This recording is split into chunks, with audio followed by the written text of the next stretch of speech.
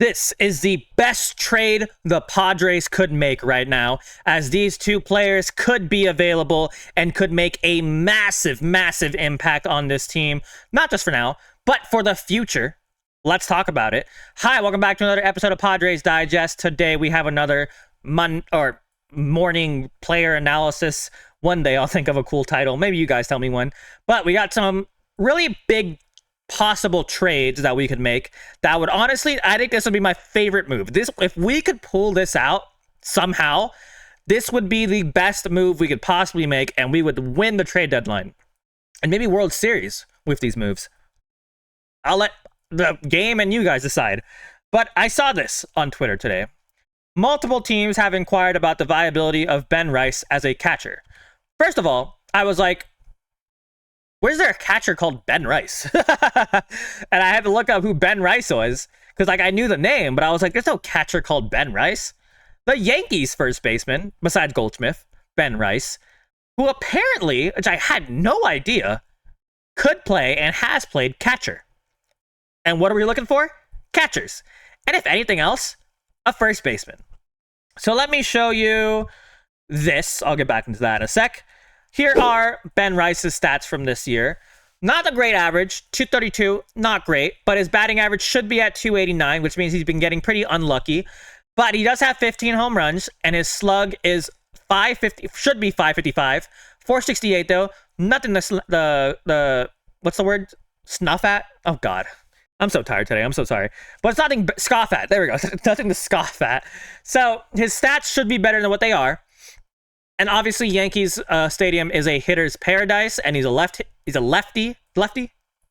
Yeah, he's a lefty. So the short porch is over there. So maybe that won't be the same for Petco Park, but we do have that tiny little corner where, what do you call it? What do we call it? But that, besides the Crone zone, what do we call that tiny little like divot in the outfield? There's a name for it. I'm sure I'm forgetting completely. I'm so sorry. Please roast me. But yeah. What I'm trying to say is, he could be a very, very, very effective piece in this lineup, and I'll show you what the lineup could look like with him in there. And he has plenty of control left. He has a lot of control left, right? I think he's still in pre-arbitration, which means he's on like a rookie deal still. I'm pretty sure. I could look it up right now if I wanted to, which I do. Yeah, I have it right here. So right now, he's making $782,000. 2026, still pre-arbitration. 2027, pre-arbitration. He's only going to be 28 at that point. And then arbitration comes. But he has a lot of control. What that basically means is that he's going to be beyond expensive. But the Yankees are not selling. They're buying. Well, they're like in our position, right? Our position of, hello, Ben Rice. Our position of buying the sell. Or sorry, selling the buy.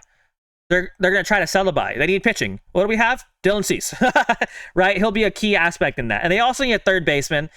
I think they have Jazz at second right now, and Jazz has played third base. So for some reason, if they wanted Luis Arraez at second base, they could do it, right? But we'll talk about trade proposals in a sec.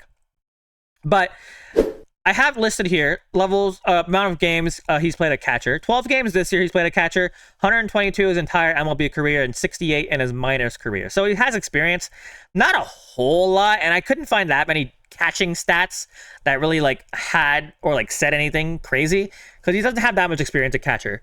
But it's still, he could get more of it. You know what I mean? It's not like he'd be learning it from scratch like he's caught before.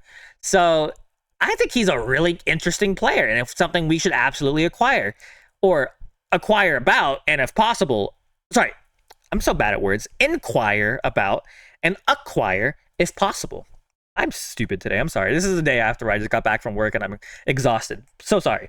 But yeah, Ben Rice, I like. Second person I like, mostly because he's good, but also, I guess I'll show you right now. He's from California. He's from, can I say the San Diego area? I don't live in the San Diego area, so I don't know if I can say this, but Encinitas, San Diego area, La Costa Canyon High School. I will say Christian, big on this guy. I am also big on this guy. He's still in AAA, right? But look at these numbers. He has gone insane recently. Did I have I got a thing for that? Yeah, right here. Duh, sorry. Patrick Jones has played 19 AAA games. He's a 395 average, 11 home runs, 1.351 OPS. This man is on one of the most insane minor league stretches of all time. And he maybe, for the right moves, could be available. Again, Yankees, they're shopping, and we got players to sell. I'm not saying that we should completely sell, but I'm saying sell to buy. Sell to buy. That's the name of the game right now. So, like I said, let's look at these stats real quick. So, first of all, 24 years old, super young. I'm 100% sure he's still in pre-arbitration because he's super young. They just drafted him in 2022, right? But look at these stats. On base, or expected batting average, 309, really good. Right now, his standard, does it say batting average? 387, so he's actually hitting better right now than he should be. And then slug is crazy. Right now, his slug's not on there. Oh, right here, advanced. He's slugging better than he should be. Everything he's doing right now is better than it should be. Let's put it that way, right? And he plays outfield, obviously, so that means we can stick him in left field. He's a lefty, so I'm assuming he probably hits better against righties than he does lefties. I know we have a problem with lefties right now, but we play more righties than we do lefties. So 309 expected batting average. He's hitting 309 right now. Oh, sorry, that's expected batting. Oh, all right, hold on, sorry. Expected batting average of 309. His batting average right now is 387. And obviously, AAA is not Major League, but it's not the PCL, so it's not. Well, I don't know where the Yankees play AAA, but I know it's not the PCL, so it's not going to be like a Coors Field type place. So I don't know. These stats excite me. I'm sorry to say, these stats excite me. I don't think he has that many Major League games. I know he played in spring training. I don't know if he's made to the majors yet, but he looks like he's about ready. You know what I mean? It looks like he's about ready to take over the major leagues. And what better place to start than in Petco Park, by where you lived. I don't know if he's a Padres fan when he grew up. I hope he wasn't a Dodgers fan when he grew up. But yeah, I don't know. I like it. I like it a lot. So here are some trade proposals I saw from the internet. Some are really stupid, but some might be realistic. This is the first one that I'm saying is realistic because it's DSG and I like DSG. Luis Arraez, Dylan Cease, Robert Suarez, Wandy Peralta for Ben Rice, Spencer Jones. Yes, for all of those players, but it's going to cost more. I'm sorry to say this. It's going to cost more. For people that with that much control and that much upside, it's going to cost more. I don't know what exactly more.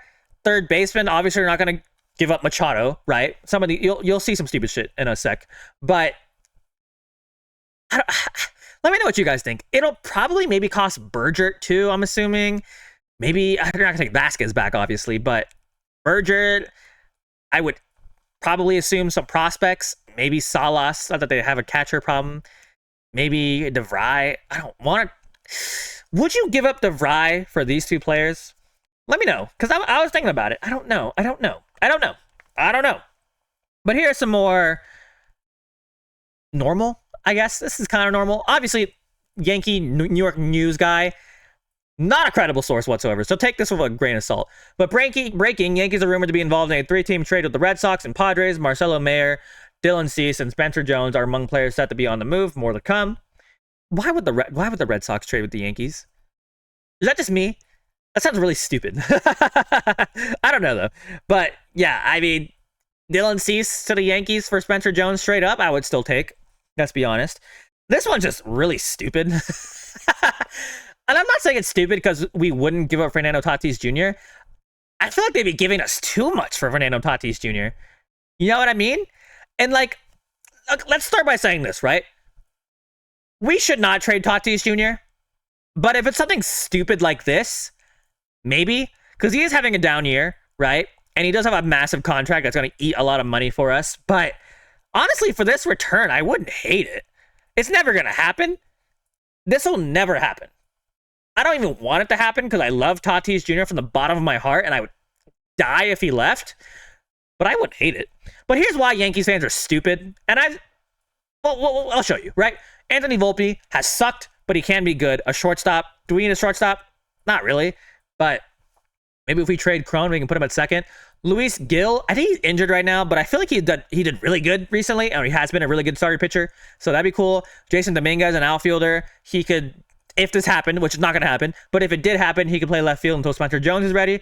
Spencer Jones, Ben Rice. And then this is where it gets really stupid. 2025 first round pick. Two things about that. First of all, the draft has already happened, so why would that do anything for us? Second of all, you don't trade picks in baseball. This isn't football. This isn't hockey. This isn't basketball. You don't trade picks. I think you can trade like I forget what the name of the pick is, but I think you can trade those, but nothing like a first round pick. You don't trade picks. Whatever. This is why Yankees fans are like 90% fake fans. They like the hat. And like Dodger fans, they like the hat. They like the fashion statement. And that's pretty much it, right?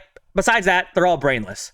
Sorry to any Yankees fans in here, but why are you watching this video? But yeah, Tatis to move the shortstop. Sure, whatever. I don't care. Do the Yanks do this? No. Will do this. I think that's a great return for Tatis Jr., but it's stupid. It's stupid. Whatever, right? We like making fun of people. But yeah, I genuinely think these two players, if somehow, some way, this would be the most outlandish move we could possibly make, but it would be the best possible move. Best possible move. And like I said, this is kind of like what it would look like if we didn't make any other moves besides this move. So this is the possible lineup. I'm not saying this is the ideal lineup. I just made this off the top of my head. Do not like take too much stock in this lineup position. I was just filling in holes. Let's put it that way, right? So Tatis right, Merrill center, Machado third, Sheets DH because I don't want him in left. Rice could either play catcher or first base. I think for this year, first base, given the offseason to learn catcher again, and then we'll make him catcher. But for right now, first base, Bogaerts shortstop, Crone at second, unless Rice is playing catcher, then he played first. Jones in left field, because we don't have anyone else to really play left field until he's ready, and I think Jones is ready. And then depending on if Rice catches or plays first base, Maldi catching or Iglesias at first. Sorry, at second.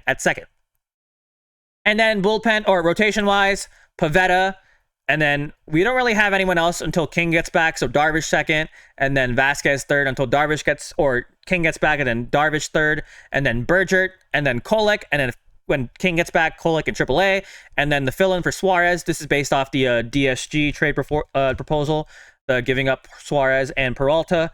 We would then make Adam the closer. Yes, I know Morejon's better, but I think Adam would do a better job of closing because Morejon's whole, like I've said before, his whole thing is his flexibility to pitch whenever, wherever, right? But that's my outlandish trade proposal that you guys might call me crazy for, but who doesn't like getting a little crazy during a trade deadline? But yeah, let me know what you guys think. Do you think this would be the best move the Padres can make, or do you think it's too expensive and we should stay away from it? How do you feel? And do you have any more trade proposals you want to give me? Because I love hearing your guys' trade proposals. But yeah, thank you guys so much for watching. Have a fantastic rest of your day. And as always, go Padres. Please subscribe. We're almost there. 2,000. I can count. Goodbye.